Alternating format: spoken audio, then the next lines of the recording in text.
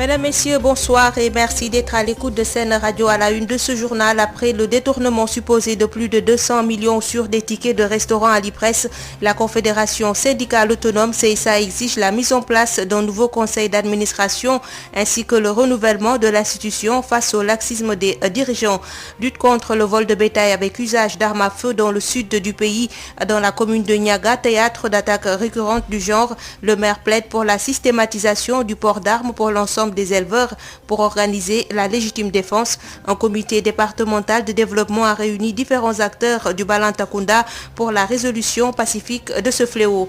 À Louga et Saint-Louis, plus de 40 000 enfants seront préscolarisés avec l'équipement de plus de 300 structures de développement intégré de la petite enfance, un projet de l'Agence nationale de la petite enfance financé à hauteur de 2,8 milliards par la coopération coréenne. Mali, Sophie Petronin, dernière otage française dans le monde, est libre après 1380 jours de détention. L'opposant malien Soumaïla Cissé ainsi que 2 otages italiens ont également été libérés. À suivre également le journal de la santé pour enfin boucler cette édition mise en onde par Hassan Choun.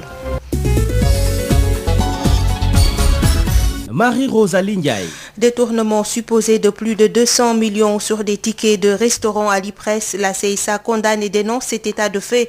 Le secrétaire général de la Confédération syndicale autonome demande à l'État de renouveler le conseil d'administration dont le mandat est terminé il y a 3 ans, mais également le renouvellement de la caisse de sécurité sociale. Abdou Fati parle de laxisme et interpelle le ministre du Travail et le chef de l'État. Ses propos sont recueillis par Birama Ndiaye. Nous avons tous entendu et constaté qu'au niveau de l'IPRES, il y a des problèmes. Maintenant, ce qui a fuité, c'est le détournement supposé de plus de 200 millions par rapport à des tickets de restaurant. Ça ne nous a pas surpris, nous, parce que quand même, l'IPRES est tripartite. Donc, il y a un conseil d'administration, mais il faut le dire et le dénoncer. Ce conseil d'administration-là a terminé son mandat depuis 3 ans. Au niveau de la caisse de sécurité sociale également, même chose. Maintenant, là où il y a la routine, il y a le laxisme. Et c'est inadmissible pour des institutions sociales comme l'IPRES qu'on puisse laisser ces choses-là prospérer.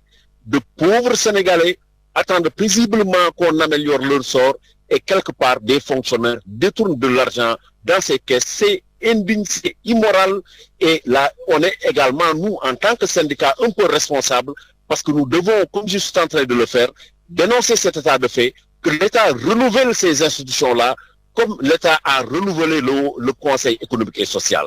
C'est souvent à travers le renouvellement que ces institutions-là souffrent, que ces institutions-là puissent jouer pleinement leur rôle au lieu de laisser des gens perdurer dans ces stations. Et c'est le laxisme. Le laxisme, c'est la porte ouverte à ces détournements qui sont immoraux.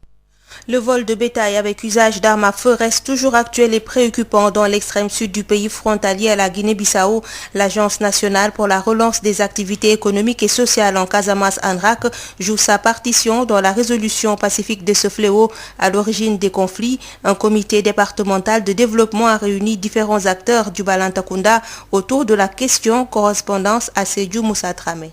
Ce comité départemental de développement est initié par l'Agence nationale pour la relance des activités économiques et sociales en Casamance ANRAC dans le sillage du prolongement des activités en cours pour la résolution de la lancinante question du vol de bétail en zone de frontière avec la Guinée-Bissau. Ansou Sané est le directeur général de l'ANRAC. La redynamisation de certains cadres de concertation qui existent, donc le renforcement des comités de veille, l'élargissement de certains mécanismes de gestion des conflits issus de ce vol également à d'autres collectivités locales. Le CDD a identifier des activités relevant de la compétence des autorités au niveau central. Il s'agit notamment de la question concernant la mise en place d'un camp militaire dans la zone de Goudomp. Il y a également d'autres questions qui relèvent du ministère en charge de l'élevage. La commune de Djibanar en a payé un lourd tribut, mais son maire Ibou Diallo Sadio ne perd pas espoir. Aujourd'hui, le cheptel est presque inexistant dans ce département. Il fut des temps, nous on ne connaissait pas l'ANRAC, mais aujourd'hui, l'ANRAC n'est plus une agence de la région de Ziguinchor, mais elle remplit pleinement sa mission d'une agence de la Casamance. A l'inverse, son collègue maire de Nyanga Yorombalo, tout aussi éprouvé par le vol de bétail dans sa commune avec usage d'armes à feu, dit être déçu. Je suis très déçu, parce que je m'attendais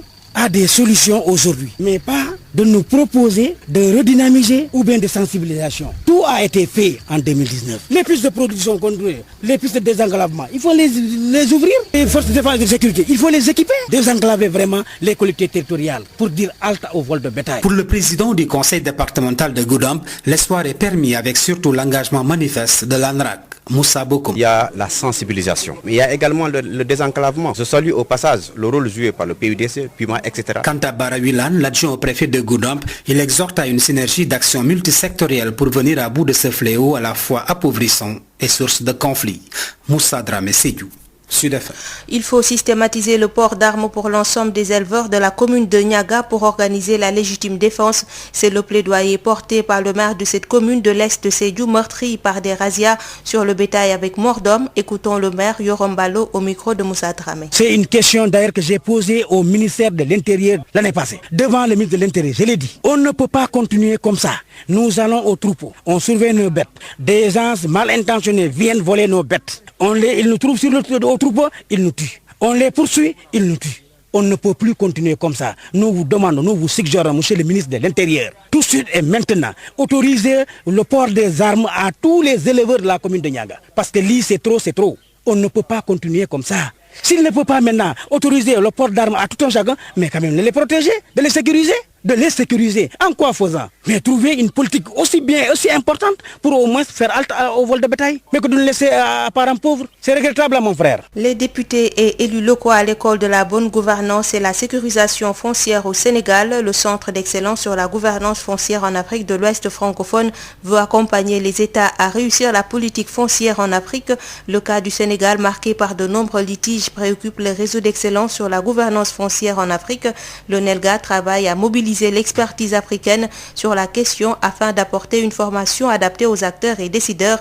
Une rencontre s'est tenue à Mbour dans ce cadre. Moustapha Sall. Accompagner les États à réussir la politique foncière en Afrique. Le cas du Sénégal, marqué par les problèmes fonciers, préoccupe le réseau d'excellence sur la gouvernance foncière en Afrique, selon le professeur Ibrahima Diallo, coordinateur du réseau. C'est dans ce cadre que l'Union africaine elle-même a pris ce qu'on appelle le cadre et les lignes directrices pour une bonne gouvernance foncière, avec des recommandations aux États. Parce qu'il est clair au niveau africain que le développement ne peut pas se faire si on ne règle pas au préalable les questions conflictuelles. Le diagnostic, il est clair. Vous avez en mémoire Fanaï, Dodel, Dengeler, le littoral, Wakam, la bande des Filao. Effectivement, aujourd'hui, si on ne fait rien, la situation va être compliquée. C'est une bombe, effectivement, le foncier. Raison pour laquelle nous sommes là pour désamorcer avec des outils nécessaires. Une rencontre qui vient en son heure, selon Aïmirou Nying, président du groupe parlementaire de la majorité. Donc la gestion des terres aujourd'hui est un problème crucial qui se pose au niveau du Sénégal. Au moment où les réformes majeures sont en train d'être prises par le gouvernement, se réunir entre parlementaires, entre élus locaux, être sensibles sur les questions de la terre me paraît être important. Elle est importante parce que, vous le savez, il y a des réformes qui sont en cours au début du mois de janvier. Vous avez vu que le président de la République, dans le cadre d'un conseil présidentiel, avait déjà adopté ce qu'on a appelé le plan national d'aménagement et de développement des territoires. Le plan national d'aménagement et de développement des territoires ne peut se faire sans une réforme de fond, de profondeur, sur la gestion de la terre. L'accès des femmes à la terre, le décret instituant l'attribution des terres dans le monde rural était au menu des débats lors de cette rencontre des parlementaires. Moustapha Salembour, Sud FM.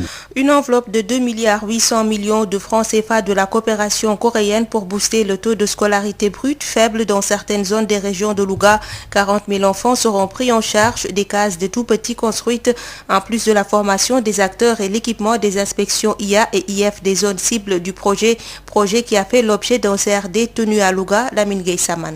Financé par la coopération coréenne à hauteur de 2,8 milliards francs CFA, le projet de développement de la petite enfance va intervenir dans les régions de Louga et Saint-Louis. Entre autres objectifs, la prise en charge de 40 000 mômes, la construction de cases de tout petits, la formation des acteurs et l'équipement des IA et IF. Thérèse Diouf Faye, l'Agence nationale de la petite enfance et des cases de tout petits. Nous comptons à travers ce projet prendre en charge plus de 40 000 jeunes enfants préscolarisables. Mais également, nous comptons renforcer les capacités de nos éducateurs, de nos personnels d'encadrement, mais également des conseillers familiales. Nous comptons également équiper plus de 300 structures de développement intégré de la petite enfance dans les régions de Saint-Louis et de Louga. Tout ce qui est casier tout petit, école maternelle, garderie communautaire, le projet va financer les équipements de toutes ces structures-là. Le projet va ensuite construire 8 casiers tout petits, 4 pour le département de Louga et 4 pour le département de Dagana. Dans un contexte de pandémie de la Covid-19, le projet pense déjà à la reprise des apprentissages fixés au mois de novembre. 13 Dioufay. La coopération coréenne nous a accordé une subvention supplémentaire pour équiper l'ensemble des structures, mais également mettre à leur disposition un dispositif de lavage des mains, des gels hydroalcooliques, des masques pour les enseignants, du savon, de l'eau de javel et même des ressources ont été dégagées pour la formation des formateurs, c'est-à-dire les conseillers familiales qui vont continuer à assurer la sensibilisation sur les techniques de lavage des mains avec l'ensemble des acteurs. Ce financement supplémentaire va nous permettre une reprise des enseignements-apprentissages dans un contexte Covid dans d'excellentes conditions. Un projet qui, sans nul doute, selon ses responsables, permettra de corriger le faible taux de scolarisation brute noté dans les zones d'intervention. Un comité régional de développement tenu à Louga a servi de cadre aux différents acteurs qui interviennent dans le secteur de la petite enfance pour échanger sur les tenants et les aboutissants de ce projet. Lamine Gueye, Saman, Louga, Sud FM.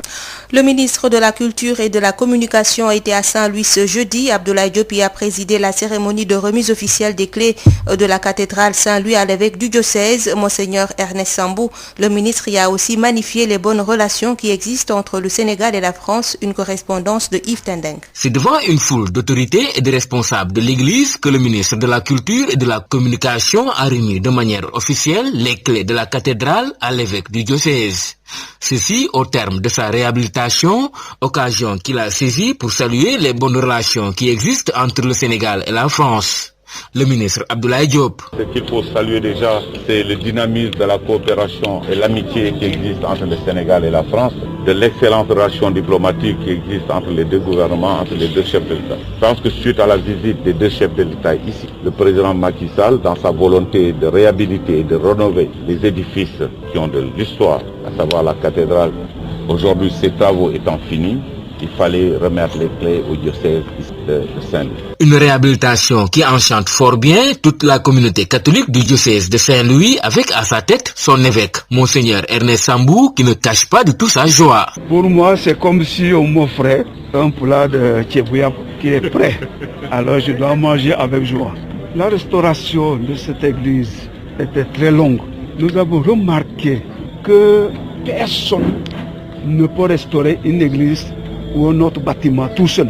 Ça a été vraiment la collaboration des talents de toutes sortes pour que nous puissions avancer. Cette restauration de la cathédrale Saint-Louis entre dans le cadre de la mise en œuvre du programme de développement touristique de Saint-Louis et de sa région, dont la maîtrise d'ouvrage déléguée est assurée par l'APIX que dirige Muntagassi. C'est toujours un honneur et un grand plaisir pour un maître d'œuvre délégué. Nous consacrons un respect des délais, mais aussi une conformité d'une restauration d'un patrimoine culturel certifié conforme aux standards de l'UNESCO. Ces travaux de réhabilitation de la cathédrale Saint-Louis furent exécutés par le groupe Eiffage et ont coûté plus d'1 milliard de nos francs sur financement de l'AFD, l'Agence française de développement. Saint-Louis, Yves Tendeng, Sud FM. Sud International. 2 otages italiens, dont un prêtre enlevé au Niger en 2018, font partie des 4 otages libérés au Mali selon le gouvernement malien. Dans un communiqué, outre l'homme politique malien Soumaïla Cissé et la dernière otage française encore détenue dans le monde, Sophie Petronin, 2 Italiens aux mains de groupes djihadistes ont été libérés. Aucun détail n'a été fourni dans un premier temps sur les circonstances de cette libération annoncée, mais le week-end dernier, plus d'100 de djihadistes condamnés ou présumés ont été libérés dans le pays dans le cadre de négociations en vue de la libération de la dernière otage française dans le monde, ainsi que de celle de Soumaïla Cissé, figure politique d'envergure nationale. Aucune information n'a non plus été fournie sur l'état de santé de Sophie Petronin, 75 ans, et de Soumaïla Cissé, 70 ans. Et puis sans transition, ce communiqué de la Fédération sénégalaise de football qui annonce le forfait du gardien de but de la sélection nationale Edouard Mendy suite à une blessure à la cuisse droite survenue lors de la séance d'entraînement du mercredi 7 octobre et après examen médical à l'hôpital de Rabat. Edouard Mendy a d'ailleurs quitté le regroupement cet après-midi pour retourner dans son club Chelsea où il va subir des examens plus poussés. Il sera remplacé par le jeune gardien de but de l'équipe nationale des U20, Boubacar Fall, qui était un regroupement à Toubab Dialaw et qui a rallié Rabat en début de soirée. Votre journal de la santé. Bonjour à tous. Le district sanitaire de Sédhiou retiré de la zone rouge de prévalence du paludisme saisonnier, c'est le résultat d'une mobilisation communautaire et multi-acteurs dans le cadre de la lutte contre cette pathologie. Toutefois, l'arrêt des activités de chimioprévention du paludisme n'éteint pas pour autant les stratégies de lutte. Le district mise sur la communication de proximité des leaders d'opinion pour éradiquer le mal. C'est l'objet d'une rencontre d'orientation des acteurs de la communication, nous dit Dr Diabel Dramé, le médecin-chef du district sanitaire de Sédhiou avec Moussa Dramé. La chimioprévention du paludisme saisonnier actuellement a été ôtée de la région de Sédhiou, particulièrement au niveau du département de Sédhiou. On a reçu un financement du programme national de lutte contre le palud qui a bien voulu nous accompagner dans ce retrait de la CPS au niveau du district. On a besoin des acteurs de la communication pour partager avec eux ce plan pour une meilleure vulgarisation au sein de la communauté. Vous savez, la région de Sédhiou a été incluse dans cette stratégie de chimioprévention du paludisme saisonnier sur la base des critères. Maintenant, il est assorti que, en tout cas, on n'est plus, en tout cas, dans ces critères. Donc c'est ce qui fait que on est obligé de nous sortir de ce cadre de chimioprévention. La région de Sédhiou est la première région à qui on a ôté la chimioprévention du paludisme saisonnier après l'avoir incluse. Donc c'est une expérience et le programme a bien voulu nous accompagner dans ce sens, qu'on puisse bien entendu renforcer nos stratégies de lutte contre le palud. Il y a beaucoup de stratégies dans le cadre de la lutte contre le palud, surtout dans le cadre de la prévention, allant de la prévention non médicamenteuse à la prévention médicamenteuse, mais les autres stratégies quand même continuent à exister au niveau du district et il est question maintenant de les renforcer avec les mouvements associatifs, les groupements de promotion féminine, les Badjenogor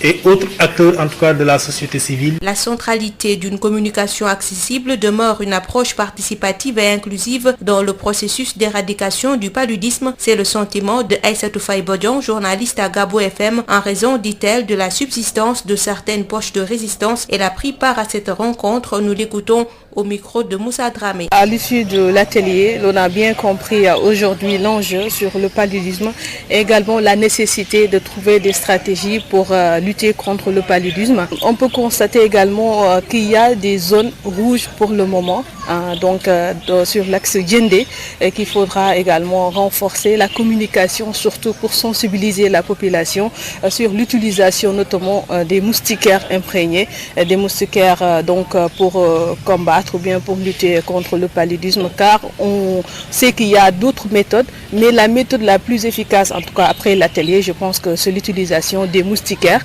Et aussi, même si on n'est pas en période de campagne, je pense que la population ou bien toute personne désirant avoir des moustiquaires peut se rendre au niveau des districts. Et également, je viens d'apprendre qu'il y a beaucoup de personnes, des communicateurs, mais également pour les écoles, pour également les Badjenogor, tout le monde est impliqué. Et là, je peux comprendre aujourd'hui pourquoi le paludisme, pourquoi Sédhiou aujourd'hui doit être retiré de la chimioprévention de lutte contre le paludisme. Et je pense qu'il faudra avoir un langage beaucoup plus simple pour que les populations puissent comprendre de quoi on est en train de parler pour les sensibiliser. C'est tout pour aujourd'hui. Je vous rappelle les principaux titres développés. Après le détournement supposé de plus de 200 millions sur des tickets de restaurants à l'IPRES, la Confédération syndicale autonome exige la mise en place d'un nouveau conseil d'administration ainsi que le renouvellement de l'institution face au laxisme des dirigeants. Lutte contre le vol de bétail avec usage d'armes à feu dans le sud du pays, dans la commune de Niaga, théâtre d'attaques récurrentes du genre. Le maire plaide pour la systématisation du port d'armes pour l'ensemble des éleveurs pour organiser la légitime défense. Un comité départemental de développement a réuni différents acteurs du Balantakunda pour la résolution pacifique de ce fléau. À Louga et Saint-Louis, plus de 40 000 enfants seront préscolarisés avec l'équipement de plus de 300 structures de développement intégré de la petite enfance, un projet de l'Agence nationale de la petite enfance financé à hauteur de 2,8 milliards par la coopération coréenne. Mali, Sophie Petronin, dernière otage française dans le monde, est libre après 1380 jours de détention. L'opposant malien Soumaïla Cissé ainsi que 2 otages italiens ont également été libérés. Le journal de la santé a complété cette édition mise en onde par Hassan Choun. Merci de nous avoir suivis et tout de suite, bonne suite des programmes. Tout de suite, la chronique Sud Nutrition.